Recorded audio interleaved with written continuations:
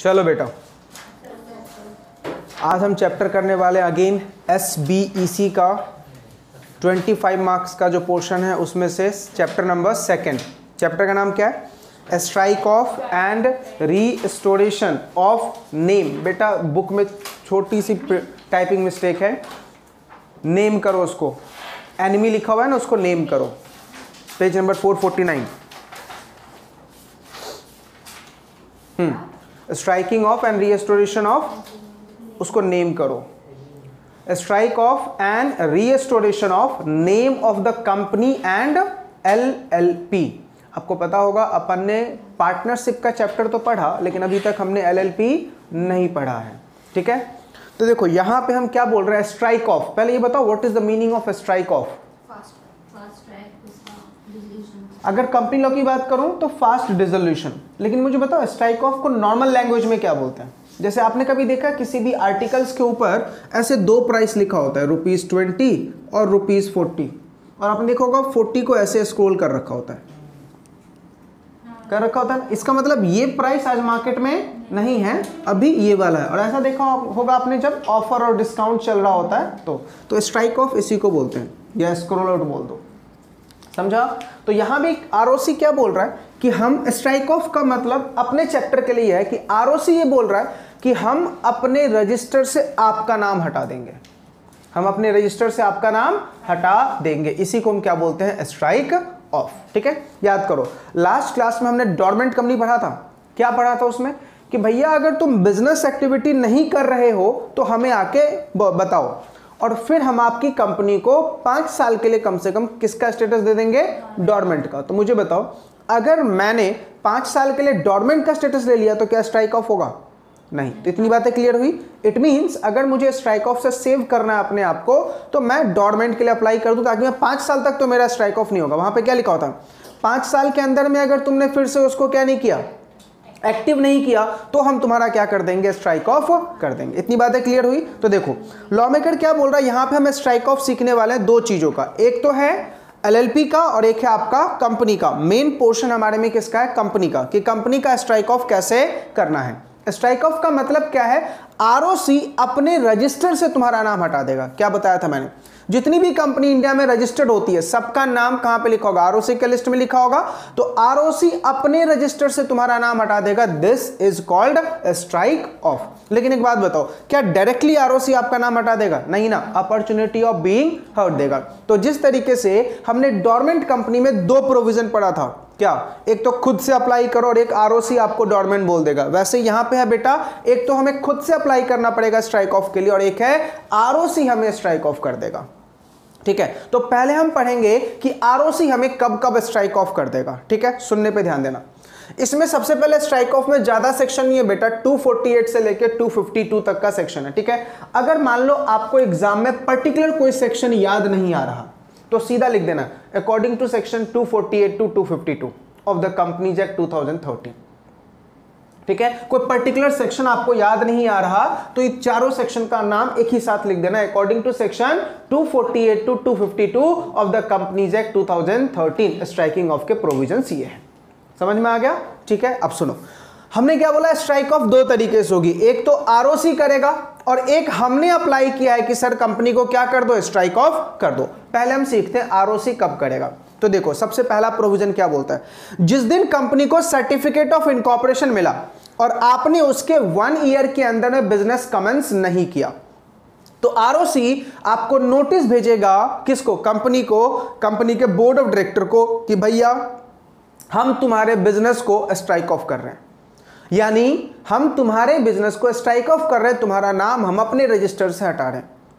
ठीक है, दूसरा, सर आपने बिजनेस तो कमेंस कर दिया, सर्टिफिकेट ऑफ इनकॉर्पोरेशन मिला, 1 साल के लिए, 1 साल के अंदर में आपने बिजनेस कमेंस कर दिया, लेकिन फिर बिजनेस को स्टे लगाया और 1 साल तक स्टे पे रखा, मतलब 1 साल तक बिजनेस को सस्पेंड करके रखा। फॉर एग्जाम्पल कोरोना का टाइम था, बिजनेस स्टार्ट हुआ, हमने नया बिजनेस खोला, मान लो हम 5-6 ने मिलकर एक नया बिजनेस खोला, कोरोना लग गया। ठीक है, तो हमारा बिजनेस तो स्टार्ट हुआ, 1 साल के अंदर बिजनेस स्टार्ट कर लिया, लेकिन अब हमने 1 साल के लिए क्या कर दिया, बिजनेस को सस्पेंड कर दिया। तो ROC मुझे क्या भेज रहा है, नोटिस, कि बेटा तुम लोगों का 1 साल से मुझे कोई डिटेल नहीं मिला है, क्या चल रहा है तुम्हारा, हमें उनका रिप्लाई करना है। अगर हमारा रिप्लाई उनको सेटिस्फैक्ट्री लगा तो वो हमारा नाम स्ट्राइक ऑफ नहीं करेंगे। ठीक है, तो इसका पूरा प्रोसीजर है।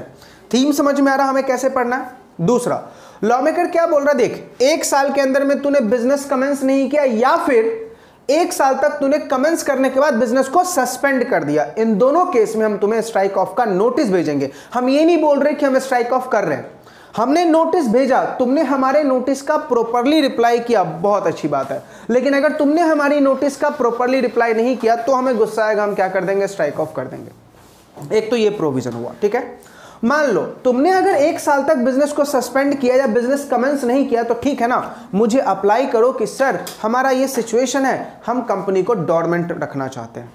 यानी 2 बातें हो गई, 1 साल के अंदर मैंने बिजनेस को 1 साल तक बिजनेस को सस्पेंड रखा और ना तो मैंने अप्लाई किया है किसके लिए, डोरमेंट के लिए, तो आरओसी मेरे कंपनी को क्या कर देगा, स्ट्राइक ऑफ कर देगा। लेकिन स्ट्राइक ऑफ करने का पूरा एक प्रोसीजर है, वो हम पूरा प्रोसीजर पढ़ेंगे कैसे स्ट्राइक ऑफ होगा। थीम समझा?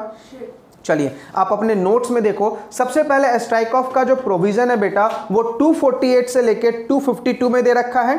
और स्ट्राइक ऑफ जो है कब आया था बेटा, नोटिफिकेशन 26 दिसंबर 2016 को। याद रहेगा स्ट्राइक ऑफ का प्रोविजन कब आया था, 26 दिसंबर 2016 को। और इसके सेक्शन कितने बेटा, 248 से लेके 252 तक। ठीक है, तो अगर आपको सेक्शन याद ना है, पर्टिकुलर सेक्शन, पूरा सेक्शन एक साथ लिख के और फिर आंसर लिखना। ठीक है, चलिए सेकेंड पैराग्राफ पे आ जाइए, लिखा हुआ है way of strike of the company. Company को स्ट्राइक ऑफ करने के बेटा 2 तरीके हैं, पहला रजिस्ट्रार सुमोटो और दूसरा है एप्लीकेशन लगा रहा है बेटा कौन, कंपनी, कि आप हमारा नाम क्या कर दीजिए, स्ट्राइक ऑफ कर दीजिए। क्लियर है?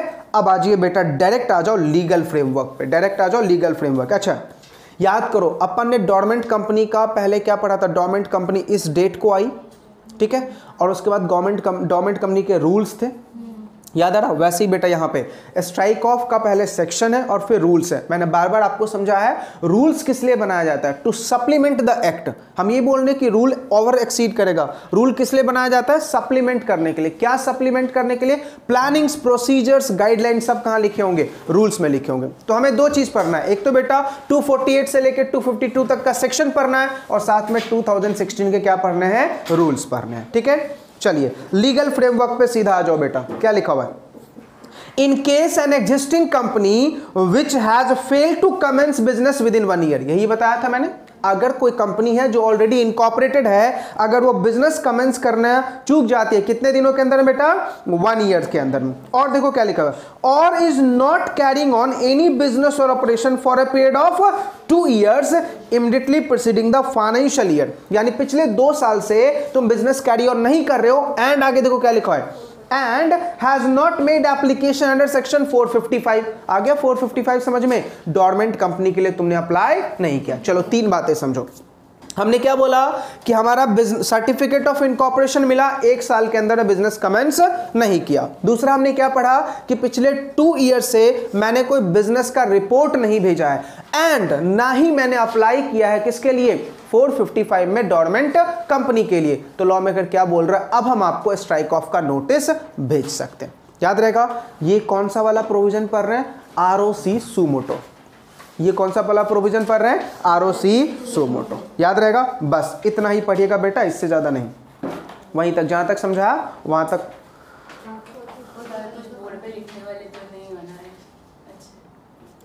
देखो strike off by ROC suo motu दिख रहा है नेक्स्ट पेज पे, देखो लिखा हुआ है सेक्शन नंबर 248। क्या लिखा हुआ है, आरओसी सुमोटो रिमूव कर सकता है name of company from the register. Name of company from the register, किसके रजिस्टर से, वो अपने रजिस्टर से।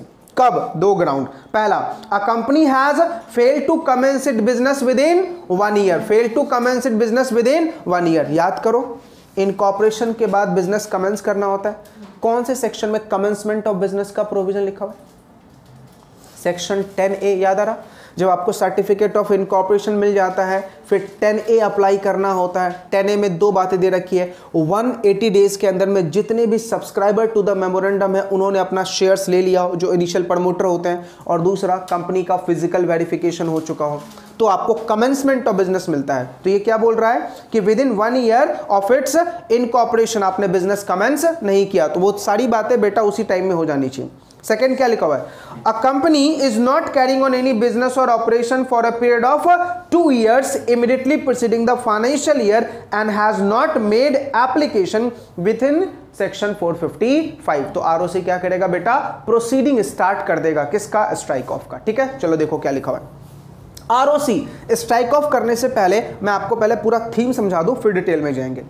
अगर उसको ऐसा लगा कि ऐसा सिचुएशन अराइज हो गया है तो सबसे पहले वो आपको एक नोटिस भेजेगा STK1 में। स्ट्राइक ऑफ के जितने भी मैं फॉर्म्स बताऊंगा वो सब STK के सीरीज में हैं। कितने हैं टोटल, अपन को 7 फॉर्म्स पढ़ने हैं।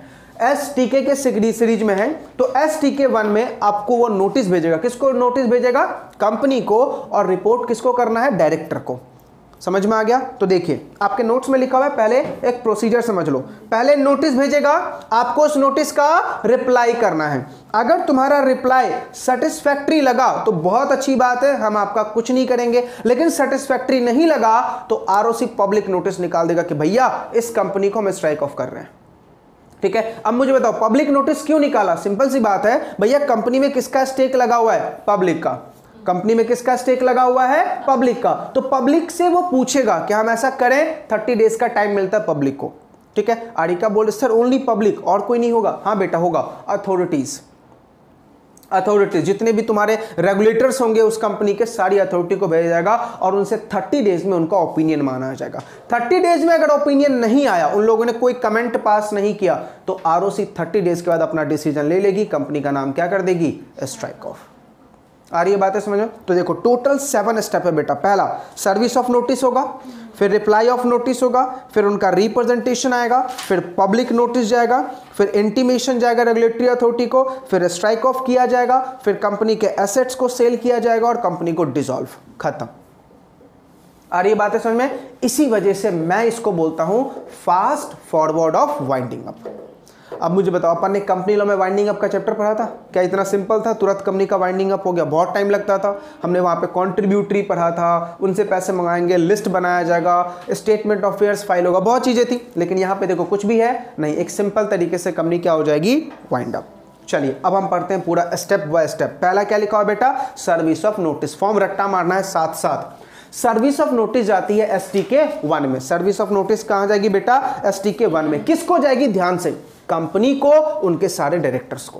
कंपनी को और उनके सारे डायरेक्टर्स को। अब बोलोगे ठीक है सर, कंपनी का तो समझ में आया, कंपनी के रजिस्टर्ड ऑफिस पे, और डायरेक्टर को उनके रजिस्टर्ड एड्रेस पे, उनके रजिस्टर्ड एड्रेस। देखो पहला पॉइंट मैंने एकदम बहुत सिंपल लिखा है, the registrar is required to send a notice in form number STK1 to the company and all the directors of the company of his intention to remove the name of the company from the register of company.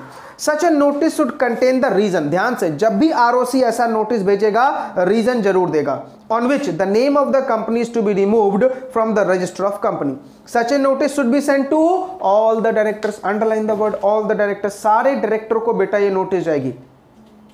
All the directors of the company at the address available on record by the registered post with acknowledgement due or by the speed post. Clear है, पहला याद हो गया। पहले क्या जाएगा, service of notice, रट्टा मारो, कौन सा फॉर्म, STK1। अब सर्विस ऑफ नोटिस किसको भैया गया, डायरेक्टर को गया। ठीक है, अब डायरेक्टर को क्या करना है, रिप्लाई, कितने दिन में, 30 डेज में। कितने दिन में, 30 डेज में। तो देखो reply off notice, on receipt of such notice the company and all the directors of the company are required to send their representation along with the copies of relevant document. कितने दिनों में, 30 days में। ठीक है, आपको 30 days में क्या करना है, रिप्लाई करना है। क्लियर है। आगे जब आपका रिप्लाई उनके पास पहुंचेगा तो देखो क्या लिखा हुआ, consideration of representation made. ROC will consider the representation made by the company and all the directors of the company. If ROC is not satisfied with the representation made by the company and its director, it may proceed to strike off the name of company. 3 paragraph याद हो गया। पहले notice किसने भेजा, ROC ने company को और उनके डायरेक्टर्स को। अब डायरेक्टर्स को क्या करना है, रिप्लाई करना है 30 डेज में। अगर उनका रिप्लाई सेटिस्फैक्ट्री लगा, वहीं पे मैटर क्लोज। अगर रिप्लाई सेटिस्फैक्ट्री नहीं लगा, स्ट्राइक ऑफ का प्रोसेस स्टार्ट कर देगा कौन, ROC। प्रोसेस का पहला पॉइंट क्या होगा कि भैया ROC पब्लिक नोटिस निकाल देगा। कौन से फॉर्म में, STK5 में। कौन से फॉर्म में, STK5 में। सर कहां पे, देखो पब्लिक नोटिस कैसे निकाली जाती है, 3 तरीके से। पहला MCA की वेबसाइट पर डाल देगा। ठीक है, ऑब्वियसली सी बात है, सारी कंपनी वहीं रजिस्टर्ड है तो एमसीए की वेबसाइट पे। दूसरा ऑफिशियल गैजेट में, और तीसरा 3 न्यूज़पेपर में निकालेगा बेटा, हिंदी, इंग्लिश और वर्नाकुलर न्यूज़पेपर। न्यूज़पेपर में जो पब्लिक नोटिस निकालेगा वो 5A में रहेगा, STK 5A में रहेगा। आ रही है बातें समझ में? 3 बातें क्लियर हो गई। तो देखो हमने क्या बोला, पब्लिक नोटिस निकालेगा किस में भैया, STK 5 में। STK 5 में आपको ऑफिशियल वेबसाइट पे, मिनिस्ट्री ऑफ कॉर्पोरेट अफेयर्स के वेबसाइट पे जाएगा, ऑफिशियल गैजेट में पब्लिश किया जाएगा, और पब्लिश किया जाएगा 5A में। कौन से लैंग्वेज में, इंग्लिश लैंग्वेज और वर्नाकुलर लैंग्वेज न्यूज़पेपर में आपको ये नोटिस पब्लिश कर दी जाएगी। ठीक है, अब जनरल पब्लिक को कितने दिन का टाइम मिलेगा, 30 डेज का टाइम मिलेगा। भैया अपने अपने कमेंट भेजो, अगर 30 डेज में उनके कमेंट आए तो बहुत अच्छी बात है, 30 डेज के बाद सीधा स्ट्राइक ऑफ होगा। ठीक है, चलो जिस टाइम आप पब्लिक नोटिस भेज रहे हो उसी टाइम आपको नोटिस किसको लगाना है बेटा, रेगुलेटरी अथॉरिटीज को लगाना है। किसको लगाना है, रेगुलेटरी अथॉरिटी। कौन कौन होगा इसमें, लाइक जीएसटी डिपार्टमेंट हो गया। अच्छा बताओ जीएसटी डिपार्टमेंट को नोटिस क्यों जारी है, भाई तेरा कोई जीएसटी पेंडिंग है। इनकम टैक्स डिपार्टमेंट हो गया, ठीक है। अच्छा सेबी हो सकता है, मे और मे नॉट, क्यों, क्योंकि आगे जब पढ़ाऊंगा तो वहां पे एक पॉइंट लिखा हुआ है लिस्टेड कंपनी कब जा सकती है, क्योंकि लिस्टेड कंपनी में क्या होता है बेटा, बहुत लोगों का स्टेक लगा होता है। आगे पढ़ेंगे कि लिस्टेड कंपनी जा भी सकती है नहीं, क्योंकि उसमें बहुत लोगों का स्टेक लगा होता है। लेकिन प्राइवेट कंपनी छोटे लोग होते हैं, बहुत कम शेयर होल्डर होते हैं, तो वहां पे हमें स्ट्राइक ऑफ करना बहुत ईजी हो जाता है। लेकिन लिस्टेड कंपनी में क्या होगा, प्रॉब्लम हो जाएगी। ठीक है, तो देखो लॉ मेकर क्या बोल रहा है कि भाई पब्लिक नोटिस जाएगा 5A में, और साथ में रेगुलेटरी को इंटीमेट करोगे विद इन 30 डेज में, सॉरी रेगुलेटरी को इंटीमेट कर दोगे उसी दिन, और इन दोनों को रिप्लाई करना है कितने में बेटा, 30 डेज में। चलो पहले यहां तक रट्टा मारो। सबसे पहले आरओसी नोटिस भेजेगा कंपनी को और उनके डायरेक्टर्स को, उनको रिप्लाई करना है 30 डेज में। Reply satisfactory, matter close. Reply satisfactory नहीं है, अब आरओसी प्रोसीडिंग स्टार्ट कर देगा। क्या, पब्लिक नोटिस भेजेगा 5 में, STK 5 में। कहां कहां पे, ऑफिशियल गैजेट में, वेबसाइट पे एमसीए के, और 5A में इंग्लिश और वर्नाकुलर लैंग्वेज न्यूज़पेपर में वो नोटिस भेज देगा। पब्लिक को 30 डेज का टाइम देगा फॉर रिप्लाई, और उसी दिन वो नोटिस किसको भेज देगा भैया, रेगुलेटरी अथॉरिटी को, और उनको ही बोलेगा 30 डेज का टाइम दे रहा हूं फॉर रिप्लाई। अब देखो पॉइंट नंबर 6 क्या लिखा हुआ है, after expiry of 30 days for the date of publication, the notice in the newspaper, official gazette and intimation to the regulatory authority, and unless cause of contrary shown by the company, if there is no objection received within 30 days from the general public or respective authority, ROC can proceed to a strike of the remove of company। 30 दिन तक ROC wait करेगा, 30 दिन के बाद वो नाम हटा देगा। अच्छा चलिए, नाम तो हटा दिया, अब क्या होगा बेटा, provision for realisation of asset. Asset को सेल करो, जिनका जिनका जो अमाउंट बाकी है वापस कीजिए, और फिर आरओसी सॉरी क्या आ जाएगा आपको, डिसोल्यूशन ऑर्डर। देखो क्या लिखा है, after the expiry of the time mention in the notice, the ROC can strike off the name of the company from the register. The notice of strike of the name of the company from the register of company and it's dissolution should be published in official gazette. कौन से form में, STK 7 में, और MCA की website पे बता दिया जाएगा।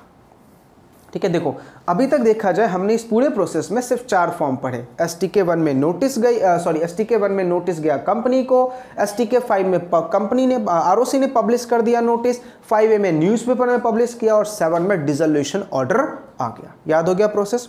ये किसके लिए था, जब ROC खुद से स्ट्राइक ऑफ कर रहा है तो। ठीक है, अब बात करते हैं बेटा strike off by way of filing an application by the company. तो यहां पे जाने से पहले आप लोग फटाफट रिप्लाई करो। पहला स्टेप, पहले ये बताओ कब आरओसी स्ट्राइक ऑफ करेगा ऑन इट्स ओन। 2 ग्राउंड। पहला ग्राउंड क्या था, 1 साल तक आपने बिजनेस कमेंस नहीं किया। दूसरा ग्राउंड, कोई बिजनेस ऑपरेशन नहीं किया, तो आरओसी क्या करेगा, स्ट्राइक ऑफ का नोटिस भेजेगा। पहले क्या करेगा, नोटिस कौन से फॉर्म में, किसको भेजेगा, company and all the directors को। उनको रिप्लाई कितने दिन में करना है, 30 डेज में। ठीक है, अगर रिप्लाई सेटिस्फैक्ट्री रहा तो मैटर क्लोज, नहीं सेटिस्फैक्ट्री रहा तो स्ट्राइक ऑफ। ठीक है, स्ट्राइक ऑफ का वो प्रोसीडिंग स्टार्ट करेगा। पहला स्टेप क्या करेगा, पब्लिक नोटिस कौन से फॉर्म में, STK 5 में। कहां कहां पे डालेगा, MCA वेबसाइट और ऑफिशियल गैजेट में, और साथ में 5A में नोटिस निकाल देगा। कौन से न्यूज़पेपर में, इंग्लिश और वर्नाकुलर। ठीक है, उसके बाद और किसको नोटिस भेज देगा उसी टाइम, रेगुलेटरी अथॉरिटी को। दोनों को कितने दिन का टाइम देगा? 30 डेज का। भैया तुम लोग रिप्लाई करो, 30 डेज में रिप्लाई नहीं आया या रिप्लाई आया बट रिप्लाई सेटिस्फैक्ट्री नहीं था तो आरओसी स्ट्राइक ऑफ करेगा। फिर क्या होगा? एसेट्स को सेल किया जाएगा, लायबिलिटी को पे ऑफ किया जाएगा और फिर क्या आ जाएगा? Dissolution order. कौन से फॉर्म में? STK 7। याद हो गया? चलिए अब आते हैं strike off by way of filing an application by the company. अब कंपनी खुद से अप्लाई कर रही है किसके लिए बेटा? स्ट्राइक ऑफ के लिए। कंपनी खुद से अप्लाई कर रही है किसके लिए? स्ट्राइक ऑफ के लिए। ठीक है, अब यहां पे हम 4-5 बातें पढ़ने वाली। पहली बात हम ये पढ़ेंगे कौन सी कंपनी अप्लाई नहीं कर सकती है। फिर ये पढ़ेंगे कि भाई अप्लाई तो तुम कर सकते हैं लेकिन सिचुएशन ऐसा था कि अब तुम अप्लाई नहीं कर सकते। फॉर एग्जाम्पल एग्जामिनेशन फॉर्म के लिए एलिजिबल कब तक होते हैं? जब अपन का ड्यू डेट रहता है। अच्छा, ड्यू डेट के बाद भी इंस्टीट्यूट हमें एक्सटेंशन देती है क्या? उसके बाद हमें देगी? तो क्या इसका मतलब क्या हो गया? हम एलिजिबल थे लेकिन हमारी कर्मों ने हमें एग्जामिनेशन फॉर्म नहीं भरने दिया। ऐसा ही सेम यहां पे बोल रहा है कि भैया हमने कंपनी को 2 पार्ट में डिवाइड किया। एक तो ऐसी कंपनी जिसको हम बोल रहे हैं बेटा तेरा तो स्ट्राइक ऑफ हो ही नहीं सकता, मतलब तेरा वाइंडिंग अप ही होगा, और एक ऐसी कंपनी जो इस सिचुएशन में एलिजिबल नहीं है। स्ट्राइक ऑफ उसका हो सकता है लेकिन अभी जिस दौर में वो गुजर रही है उस दौर में उसका स्ट्राइक ऑफ पॉसिबल नहीं है। तो पहले इन 2 चीजों को समझते हैं। ठीक है, देखो पेज नंबर 452 पे क्या लिखा हुआ है, हेडिंग को ध्यान से पढ़ो। Type of company which can not be remove under this provision, which can not be removed under this provision. Next page पे आओ बेटा, 453 पेज पे, वहां पे देखो हेडिंग क्या लिखा हुआ है, situation in which company can't apply for strike off. बताओ दोनों में डिफरेंस है। पहले वाले पॉइंट का मतलब है ये कंपनी स्ट्राइक ऑफ में जा ही नहीं सकती, मतलब तुम्हारा वाइंडिंग अप ही होगा। और दूसरे वाले पॉइंट में क्या लिखा हुआ है?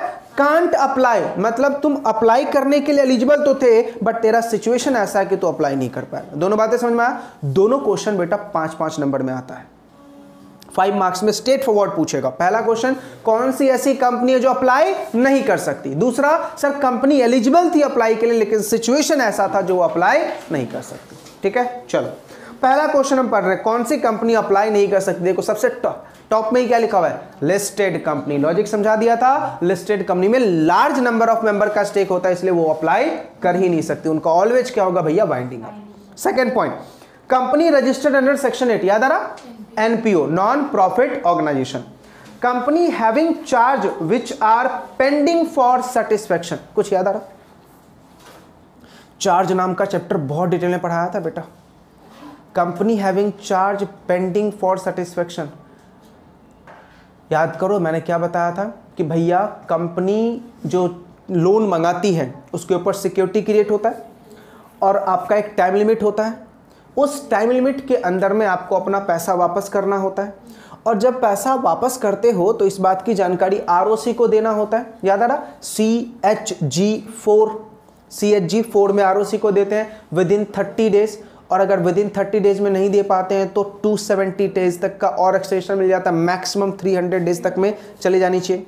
अगर तुम नहीं भेजते हो तो क्रेडिटर अप्लाई करता है, तो क्रेडिटर से पूछने के बाद ROC अपना प्रोसीडिंग स्टार्ट कर देता है। तो बोल रहा है ये सारे कारनामे तेरे पेंडिंग पड़े हो, इसका मतलब तूने अभी तक डेट वापस नहीं किया है। समझ में आ रहा? Second point, company whose application for compounding is pending. याद आ रहा कुछ? कंपाउंडिंग हमने पढ़ा था ज्यूरिस्प्रूडेंस में, NCLT वाले चैप्टर में, कंपाउंडिंग ऑफ ऑफेंस। याद है? जेल का कंपाउंडिंग नहीं हो सकता, फाइन है तो हो सकता है, जेल और फाइन है तो हो सकता है, जेल और फाइन और बोथ है तो हो सकता है, जेल एंड फाइन है तो नहीं हो सकता। तो मेरा कंपाउंडिंग का प्रोविजन बेटा क्या है? पेंडिंग है। दूसरा, companies against which prosecution for an offence is pending in any court. Company का कोई केस पेंडिंग पड़ा हुआ है। लास्ट नेक्स्ट पॉइंट बहुत इंपॉर्टेंट है, क्या लिखा है बेटा? वैनिसिंग कंपनी। इसका मतलब पता है क्या होता है? एक कंपनी ने पब्लिक इशू लाया और पब्लिक इशू लाने के लिए जो बच्चे ग्रुप 2 थोड़ा पढ़ रखे, याद है पब्लिक इशू के लिए कितना नॉर्म्स था? सेबी का। तुमने सेबी के नॉर्म्स को, गाइडलाइन को सेटिस्फाई नहीं किया और 2 साल तक तुमने उनको कोई डिटेल भी नहीं भेजा, तो क्या कर देंगे वो? इसको बोलते हैं वैनिसिंग कंपनी। क्या बोलते हैं इसको? Vanishing company. समझ में आ गया? बाद में लिखवा दूंगा मैं। Companies that has been delisted due to non compliance of the listing regulation. जो बच्चे ग्रुप 2 में थोड़े लेक्चर बैठे, याद है हमने डीलिस्टिंग का प्रोविजन पढ़ा था। एक था कंपनी खुद से अप्लाई करती है डीलिस्टिंग के लिए और एक होता है कंपलसरी डीलिस्टिंग। एक था वॉलंटरी और एक कंपलसरी। तो अगर तुम्हारा कंपलसरी डीलिस्टिंग हुआ है।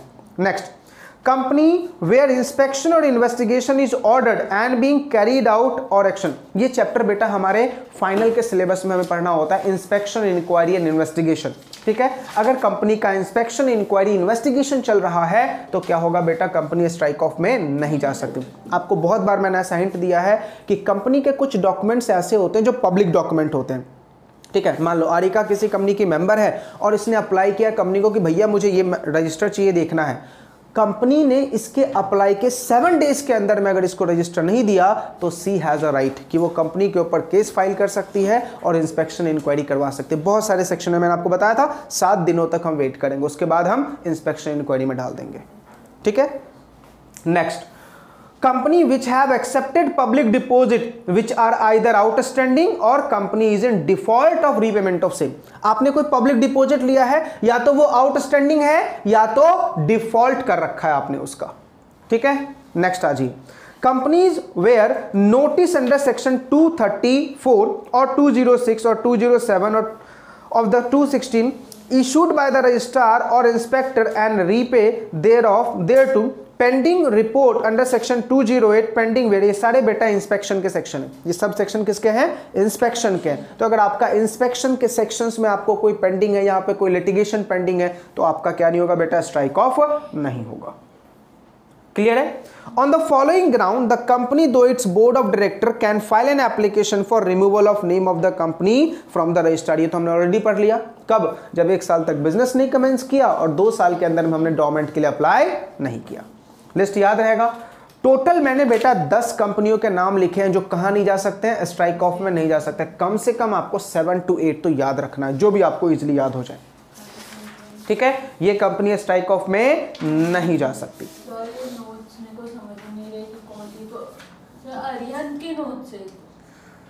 चुपचाप पढ़ लो भाई, मेरे नोट्स हैं, मैंने अपने नोट्स अरियंत वाले को दिए हैं तो अरियंत ने अपना हेडिंग डाल रखा है। अच्छा। नोट्स मेरा है, नीचे देखो अमित महतो भी लिखा होगा। बिल्कुल भी नहीं। हाँ, तो रिमूव किया गया है।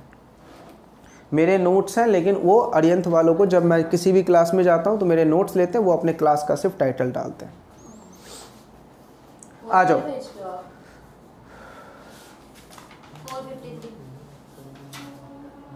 ऐसे बोल या सीरियल वाइज बोल कि एक है कि 2 है।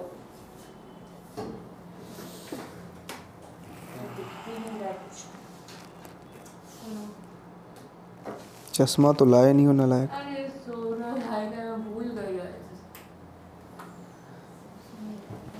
चलो, situation in which company can not apply for a strike off. इसका मतलब क्या है, कंपनी इज एलिजिबल बट अभी अप्लाई नहीं कर सकती। कौन कौन सिचुएशन है? पहला, चेंज इट्स नेम नाउ।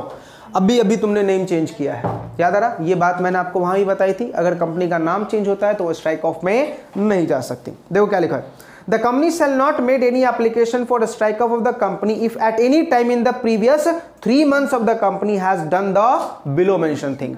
3 महीने के अंदर में अगर उनको ये सब चीज हो रखा है तो वो स्ट्राइक ऑफ में नहीं जा सकती। इसका मतलब है 3 महीने से ज्यादा हो गया तो जा सकती है। समझ में आया? पहला क्या लिखा हुआ है, कंपनी ने रिसेंटली 3 महीने में क्या किया, नेम चेंज किया है। कंपनी ने रिसेंटली अपने रजिस्टर्ड ऑफिस को शिफ्ट किया है, 1 state to another, 1 state to another। कुछ बातें याद आ रही? रजिस्टर्ड ऑफिस को चेंज करने के 4 सिचुएशन थे। स्टेट सेम, बस प्लेस चेंज हो रहा है, सिटी भी चेंज नहीं हो रही था पहला। दूसरा, स्टेट सेम, सिटी चेंज हो रहा है लेकिन आरओसी नहीं चेंज हो रहा। स्टेट सेम, सिटी चेंज हो रहा है जिसकी वजह से आरओसी भी चेंज हो रहा है। ध्यान से क्या लिखा हुआ है वहां पे, स्टेट पूरा चेंज हो रहा है, मींस पहले के 3 प्रोविजन में स्ट्राइक ऑफ हो सकता है। अब बच्चा पता है इस ग्राउंड पे हमेशा एग्जाम में कितना ही समझा दो, वो नालायक इतनी जल्दबाजी में रहते हैं ना, पता नहीं कहाँ निकलना होता, 3 घंटे पहले छूट जाए। वो ठोक के आते हैं कि सर कंपनी का जैसे ही रजिस्टर ऑफिस चेंज होगा वो स्ट्राइक ऑफ में नहीं जा सकती। लॉ मेकर ने क्या लिखा है, स्टेट चेंज हो रहा है तो बताएं कि ऐसा क्यों, क्योंकि स्टेट चेंज होगा तो मेमोरेंडम में ऑल्ट्रेशन होगी। ठीक है, तो स्टेट का जुडिक्शन चेंज हो जाएगा, लेकिन अभी स्टेट का जुडिक्शन चेंज होगा अगर मेमोरेंडम में ऑल्ट्रेशन नहीं होगी तो बोला ठीक है फिर जाओ। समझा? नेक्स्ट देखो, has made a disposal for value of property or right held by it immediately before the case for trade or otherwise carrying on business for the purpose of disposal for gain in the normal course of trading otherwise carrying on the business। यानी company जो है अपने property का cell back कर रही है। पिछले 3 महीने में कंपनी ने प्रॉपर्टी का क्या किया बेटा, सेल बैक किया, तो बोला अभी तुम स्ट्राइक ऑफ में नहीं जा सकते। आगे, has engaged in any other activity except in one which is necessary or expedient for the purpose of making application under this section or directing whether to do or pseudo conducting the affairs of the company or complying with the statutory requirement। मान लो company को कोई statutory requirement मिला है comply करने के लिए, आपको ये प्रोविजन कंप्लाई करने हैं। जैसे आपको याद होगा हमने बायबैक का प्रोविजन पढ़ा था, क्या बोला था, जब बायबैक हो जाएगा तो 6 महीने तक आपको ये शेयर्स इशू नहीं करने हैं। बायबैक होने के बाद 6 महीने तक ये शेयर्स इशू नहीं करने हैं, लेकिन 6 महीने के अंदर में वहां पे 4 शेयर्स के नाम लिखे हुए थे जो आप इशू कर सकते हैं। तो ये क्या था, स्टैट्यूटरी रिक्वायरमेंट था ना। दूसरा याद करो, लास्ट क्लास में हमने डोरमेंट कंपनी पढ़ा था। डोरमेंट का स्टेटस मिलने के बाद आपको कुछ गाइडलाइंस मिलता है कि भैया मीटिंग करनी है, तेरे ऊपर रोटेशन का कंसेप्ट अप्लाई नहीं होगा, मिनिमम डायरेक्टर अप्लाई करनी। तो ये सब चीजों का तुम क्या कर रहे हो, वॉयलेशन कर रहे हो, तो तुम स्ट्राइक ऑफ में नहीं जा सकते, याद रहेगा। Next, has made an application to the tribunal for sanctioning of compromise arrangement। अपना कंपनी लॉ में एक चैप्टर बेटा बाकी है, दैट इज कॉम्प्रोमाइज और अरेंजमेंट, यानी डिस्प्यूट को सेटल करना, राइट्स को रीऑर्गेनाइज करना। तो बोला अगर तुमने एनसीएलटी को अप्लाई किया है फॉर कॉम्प्रोमाइज तो स्ट्राइक ऑफ में नहीं जा सकते। Next, is being wound up under chapter 20। ये बेटा अपन को फाइनल में पढ़ने को मिलेगा, आपका कॉर्पोरेट रीस्ट्रक्चरिंग नाम का एक सब्जेक्ट है, चैप्टर 20 में वाइंडिंग अप बहुत डिटेल में है। अपन ने जो वाइंडिंग अप पढ़ा वो चैप्टर 20 का ही वाइंडिंग अप था, इसको बोलते हैं कंपलसरी वाइंडिंग अप, मतलब आरओसी करेगा, सॉरी एनसीएलटी करेगा। क्लियर है, समझ में आ गया, दोनों चीज रट्टा हो गया, कौन सी कंपनी नहीं जा सकती और कौन सी कंपनी अप्लाई नहीं कर सकती फॉर द टाइम बीइंग, और वो टाइम बीइंग कितना होगा, ओनली 3 महीना। 3 महीने के अंदर में अगर ये सब हुआ है तो तुम अप्लाई नहीं कर सकते। चलिए अब आ जाइए, आपको बेटा स्ट्राइक ऑफ करने के लिए अप्लाई कौन कर रहा है, आरओसी ना, सॉरी कंपनी ना। तो एक बात मुझे बताओ, कंपनी अगर स्ट्राइक ऑफ करना चाहती है तो मुझे बताओ सबसे पहला आपको, आप ही बताओ प्रोसीजर क्या होना चाहिए। आप क्या बोलोगे, सिंपल सी बात है, पहले बोर्ड ऑफ डायरेक्टर यानी बोर्ड मीटिंग, पहले क्या बुलाएंगे, बोर्ड मीटिंग। क्या पास करेंगे वहां पे, बोर्ड रेजोल्यूशन। बताओ कैसा वाला रेजोल्यूशन होगा, सिंपल बाय मेजॉरिटी, पास कर लिया। उसी बोर्ड मीटिंग में हम क्या बोलेंगे, किसी कंपनी सेक्रेटरी को, डायरेक्टर को, भैया नोटिस भेज और जनरल मीटिंग बुला। अब नोटिस कितने दिन पहले जाएगी, 21 क्लियर डेज। ठीक है, देखो पहला लाइन वही लिखा हुआ है, call and hold the board meeting to pass board resolution for the purpose of a strike of the name of the company from the register of the ROC subject to the approval of shareholder of the company and authorize the director और company secretary कोई किस चीज के लिए, application भेजो EGM बुलाने के लिए, EGM ही बुलाएंगे ना। आगे, after passing the board resolution if there is any liability in the company will set off and pay all the liabilities।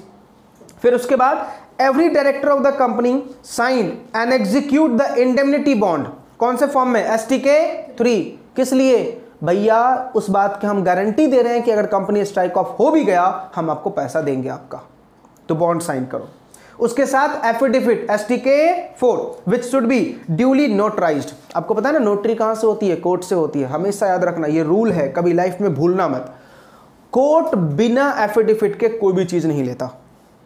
Affidavit का मतलब क्या होता है, सच्चाई का सबूत। मैं अमित महतो हूं, इस बात का सबूत क्या है, कोर्ट से अप्रूव करवा के लाओ, yes you are Amit Mahato.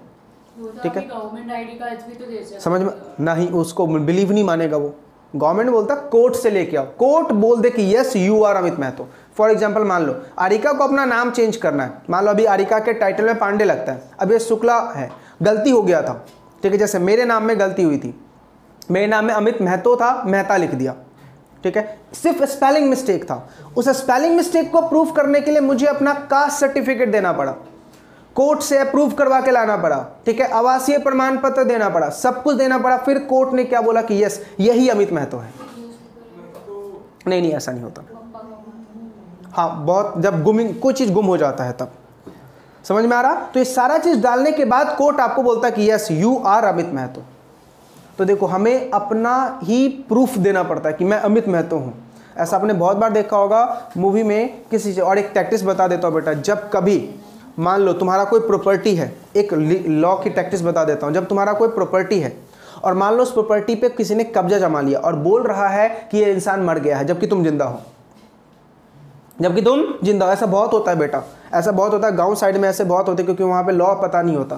तुम हाँ जिंदा हो और तुम्हारा क्या है बेटा, प्रॉपर्टी किसी ने हड़प लिया। सिंपल कुछ मत करना, कोर्ट में जाना और कोई ना कोई ऐसी हरकतें करना जिससे क्या होगा, कोर्ट गुस्सा हो जाएगा और तुम्हें जेल भेज देगा। जैसे जेल हो गया तुम्हारे नाम पे एफआईआर हो जाएगी। Now you are exist, now you are exist. ये बेटा लॉयर के ट्रिक होते हैं, ये कोई बुक में नहीं लिखा हुआ, ये लॉयर अपना दिमाग लगा रहा होता है। इसलिए मैं हमेशा बोलता हूं कि बेटा जज की काबिलियत नहीं होती जजमेंट देना, वो लॉयर की काबिलियत होती है कि जजमेंट कैसे। आप देखा होगा इस मूवी में उसका वो पहला केस था, ठीक है, और जिसके अंडर वो काम करता था वो उसको उतना भाव नहीं दे रहा था। इसने पहला केस क्रैक किया, फिर लोगों ने इसको भाव देना शुरू किया। आ रही है बातें समझ में? तो ऐसा नहीं है बेटा, मूवी हमें हर एक चीज़ गलत ही सिखाती है, बहुत अच्छी चीज़ भी सिखाती है, बट हमारा माइंड ही इतना नालायक है ना, वो गंदी चीज़ों को जल्दी अडॉप्ट करता है और अच्छी चीज़ें याद भी नहीं रखता, भूल जाते हैं। वो एक फ्रेज है कि लाइक एक अपना माइंड नेगेटिव चीजों को पहले अट्रैक्ट हाँ, करता है। क्योंकि बेटा हमारे माइंड के दो पार्ट हैं, कॉन्शियस और सबकॉन्शियस। याद है जब मैंने संगीत केडिया सर के पास लेक्चर शुरू किया था ना, तीसरे या चौथे लेक्चर में सर ने ये बात डिस्कस की थी। वो बात मेरा दिमाग में ऐसे घर बैठ गई ना बेटा, और उस चीज़ ने मुझे यहाँ तक लाके खड़ा किया। निगेटिविटी को अगर दूर करना है तो बेटा पॉजिटिविटी में ज़्यादा रहना पड़ेगा, और उसके लिए क्या रखना पड़ेगा, बिजी। और अभी मैं ऐसा नहीं कर पाता। क्यों नहीं कर पाता? क्योंकि बेटा अभी लाइफ में फ्रीनेस ज़्यादा है। फ्रीनेस इन द सेंस में पहले क्या था, पढ़ने का टेंशन था, अभी क्या है, पढ़ाई खत्म, ठीक है। तो वो जो चीज़ मैंने बचपन में एब्जॉर्ब की थी वो चीज़ अभी नहीं हो पा रही। क्यों नहीं हो पा रही? टेंशन है, स्ट्रेस बहुत ज़्यादा है। अभी मेरे पास स्ट्रेस किस तरह रहता है, आपका सिलेबस कंप्लीट होना चाहिए टाइम पे, एक थोड़ा सा भी फ्रीनेस नहीं रहता। और मेरे अंदर सबसे गंदी आदत ये है बेटा, अगर मैं किसी का कोई कमिटमेंट लेता हूँ ना, जब तक वो कमिटमेंट पूरा ना हो मैं खाना तक मुझे अच्छा नहीं लगता। प्रॉब्लम ये है। और मुझे लेट आना तो बिल्कुल पसंद नहीं है, लेट आना तो बिल्कुल, मतलब कोई अगर मुझे बोल देना कि आज अमित सर आप लेट हो, बहुत बुरा लगता है कि मैं लेट हो गया। और मेरी एक और गंदी आदत है, जैसे मान लो मैं अभी जस्ट 8 घंटे या 9 घंटे पढ़ के उठा और मान लो आरिका आ गई मेरे सामने बुक लेके पढ़ने बैठ गई, मैं अपने आप को कोसना शुरू, मैं कर क्या रहा हूँ, जबकि अभी 8 घंटे उठ के पढ़ के उठाऊंगा और फिर आरिका को देखूंगा तुरंत बैठ जाऊंगा। एक कॉपी कैट होता है ना, वो मेरे अंदर बहुत ज़्यादा है, बहुत कीड़े हैं। और मैंने देखा जाए तो लाइफ में मैंने कॉपी कैट से बहुत कुछ सीखा है, बहुत कॉपी किया, लोगों को बहुत कॉपी किया। आज मैं जो भी हूँ ना, 2 टीचर को बहुत कॉपी किया, मेरे लाइफ के रोल मॉडल है वो। और एक तो मेरे लाइफ के भगवान मैं उनको मानता हूँ, मेरे बड़े पापा, उन्होंने मेरी लाइफ को आज यहाँ तक ला के खड़ा किया। अगर उतना प्रेशर नहीं डाला होता तो मैं आज यहाँ नहीं होता। और दूसरे संगीत केडिया सर और दीपक जैन सर, जो लाइफ में एक एक कदम पे साथ थे और फाइनल तक मुझे बहुत सपोर्ट किया दोनों फैकल्टीज़ ने। आज उन्हीं की देन है कि मैं दोनों फैकल्टीज़ के सब्जेक्ट पढ़ा रहा हूँ, और दोनों बहुत प्राउड फील करते हैं कि हाँ एक बच्चा तो है जिसने यहाँ से पढ़ा। और 2011 का बैच हमें याद है, सारे बैच, पूरे बैच में एकदम तहलका मचा हुआ था कि हाँ बहुत अच्छे बच्चे पास हुए। 2011 का बैच हमारा था। चलो आ जाओ, लॉ मेकर देखो सबसे पहले क्या बोल रहा भाई, STK 3 में क्या जाएगा तुम्हारा, क्या जाएगा STK 3 में, साइन इंडेमनिटी करेगा और उसके साथ क्या होगा बेटा, एफिडेविट। ध्यान से बेटा देख, आगे एक वर्ड लिखा हुआ है, in case director is a foreign national or non resident Indian, the document should be notarised and apostilled or consularised. मतलब क्या है कि भैया इसके ऊपर साइन होना चाहिए किसी न किसी गेजेटेड ऑफिसर का, ठीक है। और वो जनरली कौन होता है बेटा, या तो किसी practising chartered accountant, company secretary, उनसे साइन लेके आ जाओ, ठीक। आगे आ जाओ, पॉइंट नंबर 4 क्या लिखा है, company should get the statement of account prepared showing the asset and liability of the company. लेकिन ध्यान से ये पिछले 30 दिन का होना चाहिए मैक्सिमम, 30 दिन से ज़्यादा का मुझे नहीं चाहिए। मतलब आज कंपनी स्ट्राइक ऑफ में जा रही है, पिछले 30 दिन का एसेट एंड लायबिलिटी का रिकॉर्ड चाहिए। आगे, general meeting should be held on the day, time and venue. अब जनरल मीटिंग होगा बेटा, जो आपने नोटिस भेजा था उसके अकॉर्डिंग से जनरल मीटिंग होगा। 75% ऑफ मेंबर से क्या ले लेना है बेटा, परमिशन। ध्यान से 2 चीजें लिखी हुई है वहां पे, देखो क्या लिखा हुआ है, पास बाय स्पेशल रेजोल्यूशन और consent of 75% members in terms of paid up share capital. याद आ रहा, मैंने इसको क्या नाम दिया था, स्पेशल रेजोल्यूशन, है ना, जिसमें ऐसा तो लेना ही लेना है 75%, साथ में वैल्यू 75% जिनके पास वैल्यू है उनका भी कंसेंट मुझे चाहिए। समझ में आ रहा? आगे आ जाओ, उसके बाद क्या भेजोगे, ये फॉर्म तो भैया रट्टा है, अपन को MGT 14 भेजेंगे। फिर approval of concern authorities is required, अगर रिक्वायर्ड है कंसर्न अथॉरिटी की तो उनकी परमिशन ले लीजिए। और फिर STK 2 में अप्लाई कीजिए भैया ROC को 5,000 रुपए की फीस के साथ। अब कुछ बातें याद आ रही, देखो STK 1 में ROC ने हमें नोटिस भेजा था, STK 2 में हम ROC को अप्लाई कर रहे हैं 5,000 के फीस के साथ। आ रही है बातें समझ में या नहीं? चलो अब यहां तक पहले हम पढ़ते हैं और उसके बाद आगे बढ़ेंगे।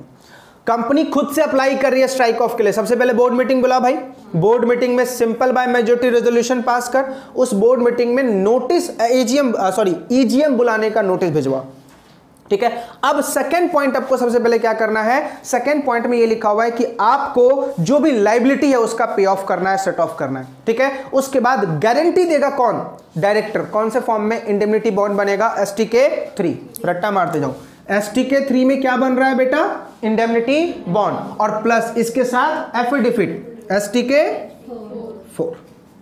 क्लियर है? चलिए तो देखो हमारा 1 2 3 4 4 फॉर्म्स हो गए। अब आ जाइए, अब उसके बाद क्या होगा बेटा, कंपनी को स्टेटमेंट देना पड़ेगा अपने एसेट्स एंड लायबिलिटी का पिछले 30 दिनों का, और फिर रेजोल्यूशन पास होगा SR plus 75% of paid up share capital वाले जो शेयर होल्डर है, और उसके बाद MGT 14 फाइल होगा ROC को, कंसर्न अथॉरिटी का अप्रूवल, और फिर STK 2 में अप्लाई करेंगे कितने फीस के साथ भैया, 5,000 की फीस, ठीक है। अप्लाई कर दिया। चलो जब STK 2 अप्लाई करोगे तो देखो वहां पे क्या क्या चीज अटैच करना है। NOC लेके आना है बेटा, किसका, RBI का, IRDA का, हाउसिंग फाइनेंस का, सेबी का। IRDA का फुल फॉर्म पता है?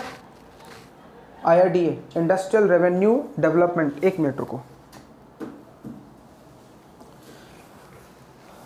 हाँ इंडस्ट्रियल रेगुलेटरी डेवलपमेंट एक्ट है।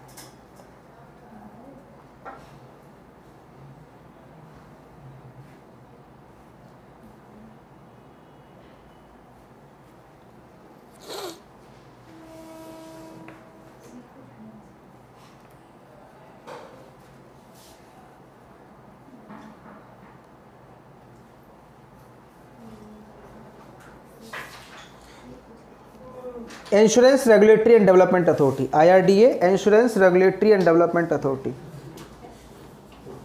Insurance regulatory and development authority.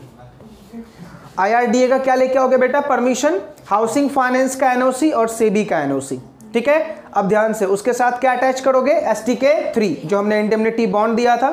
फिर स्टेटमेंट चाहिए किसका, एक चार्टेड अकाउंटेंट का, वही 30 डेज के एसेट वाला, ठीक है। फिर एफिडेविट अटैच करोगे STK 4 में, ठीक है।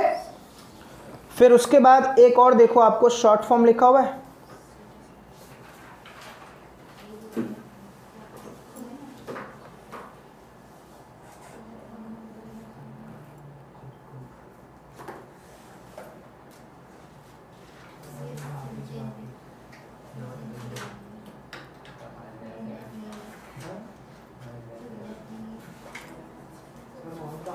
कॉस्ट टू कॉस्ट बेटा, CTC of special resolution duly signed by each date, cost to cost. फिर statement regarding the pending litigations, ठीक है, ये सब भेजो। अब देखो क्या लिखा हुआ है, STK 2 shall be signed by authorised director, जो भी जिनको भी पावर दी गई उनको क्या करना पड़ेगा, साइन करना पड़ेगा। फिर उसके बाद पब्लिक नोटिस कौन से फॉर्म में जाएगी, STK 6 में। तो देखो पब्लिक नोटिस किस में जा रही है, STK 6 में। अब मुझे बताओ 4 तक तो हमने पढ़ लिया, STK 5 क्या था, ROC वाला पब्लिक नोटिस, और STK 5A में पब्लिक को जाती थी, और STK 6 में कब जा रहा है, जब कंपनी अप्लाई कर रही है। STK 6 में क्या जा रहा है, पब्लिक नोटिस जब कंपनी अप्लाई कर रही है, कौन से कहाँ पे, सेम वही बात है, देखो लिखी हुई है MCA के साइट पे, ऑफिशियल गैजेट, और 2 न्यूज़पेपर इंग्लिश और वर्नाकुलर। फिर इंटीमेट करेंगे रेगुलेटरी अथॉरिटी को, दोनों को कितने दिन का टाइम होगा, 30 डेज का। 30 डेज में रिप्लाई सेटिस्फैक्ट्री आ गया, बहुत अच्छी बात है, नहीं आया तो स्ट्राइक ऑफ का प्रोसेस। अब क्या होगा, एसेट्स एंड लायबिलिटी को सेल की जाएगी, पैसा पे बैक किया जाएगा, और देन डिसोल्यूशन ऑर्डर आ जाएगा, कौन से फॉर्म में, STK 7। चलो अब पहले फॉर्म रट्टा मारो। STK 1 कौन अप्लाई कर रहा है, ROC कंपनी को नोटिस भेज रही है, ठीक है। STK 2 में कंपनी अप्लाई कर रहा है आरओसी को फॉर स्ट्राइक ऑफ 5,000 के फीस के साथ। एसटीके 3 में गारंटी दे रहा है डायरेक्टर कि हम पैसा देंगे, बॉन्ड बनाएगा प्लस एफिडेविट। एसटीके 4 में। एसटीके 5 जब आरओसी स्ट्राइक ऑफ करती है तो वो नोटिस देती है। एसटीके 5 में नोटिस पब्लिश की जाएगी, और यहां पे जब कंपनी अप्लाई करे स्ट्राइक ऑफ के लिए तो कंपनी पब्लिश करेगी नोटिस 6 में, और एसटीके 7 में डिसोल्यूशन ऑर्डर आ जाएगा। क्लियर है? कोई डाउट? चलिए, तो ये आपका हो गया बेटा strike off by company, strike off by company. ठीक है। उसके बाद देखो no objection certificate from the appropriate regulatory, already हमने डिस्कस कर लिया था पीछे किस किस से आपको नो ऑब्जेक्शन सर्टिफिकेट लाना है। ठीक है, तो ये तो सेम वही है। नेक्स्ट पेज पे आ जाओ। स्टेटस ऑफ स्ट्राइक ऑफ, देखो स्ट्राइक ऑफ कंपनी का स्टेटस क्या रहेगा, क्या लिखा हुआ है? If a company stand dissolve under section 248 it shall and from the date mention in the notice cease to operate the company and the certificate of incorporation issued itself deemed to have been cancelled। जिस दिन order आया या जो date लिखा होगा उस दिन से तुम्हारी कंपनी क्या मानी जाएगी बेटा? कैंसिल, बंद मानी जाएगी, तुम्हारा रजिस्ट्रेशन क्या हो जाएगा? कैंसिल हो जाएगा। क्लियर है? नेक्स्ट आ जाओ। फ्रॉडुलेंट एप्लीकेशन फॉर रिमूवल, कभी कभी क्या होता है बेटा, जानबूझ के अपन ऐसा करते हैं कि अगर हम स्ट्राइक ऑफ करवा दे तो अपनी पर्सनल लायबिलिटी से बच जाएंगे। तो डिपार्टमेंट ने क्या बोला, ठीक है बेटा, अगर तूने इस टाइप के मुझे कांड पता चले ना कि तूने जानबूझ के कंपनी को स्ट्राइक ऑफ करने के लिए भेजा है तो सीधा 447 लगाऊंगा। क्या लगाऊंगा? 447, और तुम्हारी वजह से जितने भी डैमेज होंगे ना, सिंगल या जॉइंटली, सब लाइबल हो जाओगे जिनके ये कांड थे। याद आ रहा? 447 बहुत पहले मैंने लिखवाया था। 447 की पेनल्टी कितनी है, तो वो पेनल्टी लगा दूंगा और साथ में ज्वाइंटली और सेवरली लाइबल कर दूंगा जिन लोगों ने ये कांड किए। समझा? नीचे देखो सारे फॉर्म्स के मैंने लिस्ट बना के दे दिए, कौन सा फॉर्म किस लिए अप्लाई करते हैं सबका मैंने लिस्ट बना के आपको दे दिया। ठीक है, तो ये हो गया बेटा हमारा स्ट्राइक ऑफ का प्रोविजन खत्म। अब बात करते हैं रीएस्टोरेशन। अगर कंपनी के नाम को रीएस्टोर करना है तो क्या रहेगा? ठीक है, देखो क्या लिखा हुआ है। Registrar of company can sue motu after issuing notice under section 248 strike of the name of the company. In such a case, it may happen that the name of the company may be struck off even though the company is active. But due to non-filing of reply, the ROC has removed the name of the company from the register. In such a case, the director of such company may have no option but to approach NCLT by making an appeal to the restoration of the name of the company. सुनो, ROC ने भी क्या बोला था, हम तुम्हारे name को strike off कर देंगे। कब? जब तुमने 1 ईयर के अंदर में बिजनेस कमेंस नहीं किया, और दूसरा तुमने 2 साल के अंदर में हमें डाटा नहीं भेजा और डॉक्यूमेंट के लिए अप्लाई नहीं किया। अब मान लो हमने कुछ उनके डॉक्यूमेंट्स आए, हमने रिप्लाई नहीं किया, उन्होंने गुस्से में आके क्या कर दिया? Strike off. अब हम उनके पास तो जा नहीं सकते, हमें किसके पास जाना पड़ेगा? एनसीएलटी को अप्रोच करना पड़ेगा कि सर आरओसी ने हमारे नेम को स्ट्राइक ऑफ कर दिया है, सो आप आरओसी से कंसल्ट कीजिए और हमारे नाम को दोबारा रीस्टोर करवा दीजिए। समझ में आ गया? तो हमें रीस्टोर करवाने के लिए किसके पास जाना पड़ेगा? एनसीएलटी के पास। ठीक है, तो देखो एप्लीकेशन या अपील कौन लगाएगा? By company through director, by ROC, by any member और क्रिएटर और वर्कमैन, ये लगा सकता है बेटा रीस्टोरेशन के लिए। ठीक है, अब देखो क्या लिखा, पहला point, appeal to NCLT for restoration of the name of the company. 3 साल के अंदर अंदर में, जिस दिन आरओसी ने स्ट्राइक ऑफ कर दिया उसके 3 साल के अंदर अंदर में आप क्या कर सकते हो बेटा? अपील कर सकते हो। कहां पे? एप्लीकेशन लगा सकते हो। कहां पे? एनसीएलटी को, for restoration of name of the company. ठीक है, यहां पे कौन लगा रहा है? Appeal to NCLT for restoration of the name of the company. जो भी पर्सन को नुकसान हुआ, एग्रीव्ड पार्टी कोई भी है, कोई भी एग्रीव्ड पार्टी यहां पे अप्लाई कर सकता है। लेकिन सेकंड में देखो क्या लिखा मैंने, application to NCLT by ROC. ROC application लगा रहा है। देखो, जिसको नुकसान हुआ, जिसको बुरा लगा, वो अपील करेगा, और आरओसी को लग रहा है कि हमने कुछ गलत किया, तो वो क्या करेगा? एप्लीकेशन डालेगा। देखो लिखा हुआ है, the ROC may within a period of 3 years from the date of passing the order dissolving the company under section 248 file an application before the tribunal seeking the restoration of the name of the company. ठीक है, by mistake उनसे ऐसा हो गया। अब आगे, application to the NCLT for restoration of the name of the company by company, member और workman. कितने दिन में? 20 years। इनके लिए कितना टाइम है भैया? 20 साल, 20 ईयर्स में ये लोग लगा सकते हैं। आ रही है बातें समझ में? चलिए अब नीचे देखो लिखा हुआ है अपील का प्रोविजन क्या होगा। तो सबसे पहले NCLT 9 फॉर्म में आपको अप्लाई करना पड़ेगा 1000 के फीस के साथ। 9 फॉर्म में अप्लाई करना पड़ेगा 1000 के फीस के साथ। उसके साथ देखो कुछ डॉक्यूमेंट्स आपको देने पड़ेंगे। क्या लिखा हुआ है? डॉक्यूमेंट एंड अदर एविडेंस आपको देना पड़ेगा, एफिडेविट देना पड़ेगा, एविडेंस के रिगार्डिंग फीस देनी पड़ती है बेटा 2500, मेमोरेंडम एंड आर्टिकल देना पड़ेगा आपको। उसके साथ देखो क्या लिखा है, memorandum of appearances with the copy of board resolution or the vakalatnama. 3 copies of petition देनी है, एनी अदर डॉक्यूमेंट जो आपको सपोर्ट करे। Copy of application shall be served on the registrar of company and the such other person as the tribunal may direct not less than 14 days before the hearing. Hearing से 14 दिन पहले दोगे। ROC में send his report to the NCLT। NCLT after considering all the parties वो क्या दे देगा? Restore कर देगा नेम। NCLT के इस ऑर्डर को ROC से रजिस्टर करवाना है। कौन से फॉर्म में?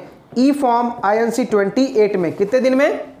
With in 30 days. जिस दिन NCLT ने ऑर्डर दिया उसके 30 डेज में आपको रीस्टोरेशन के लिए अप्लाई करना, ROC को बताना पड़ेगा। अगर तुमने NCLT के ऑर्डर को 30 डेज में रजिस्टर नहीं करवाया, खत्म बेटा, तुम्हारा रीस्टोरेशन सक्सेसफुल नहीं होगा।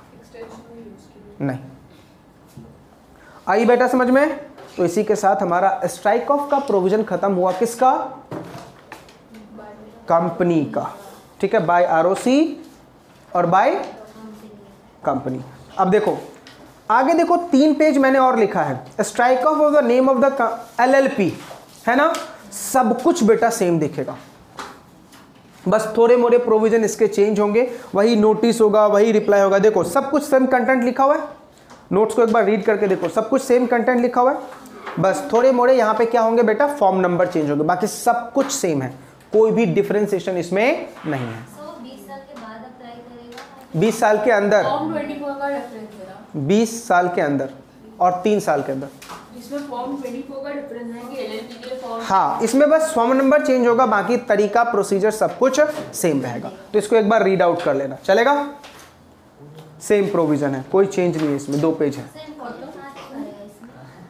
पूरा इंपॉर्टेंट है बेटा।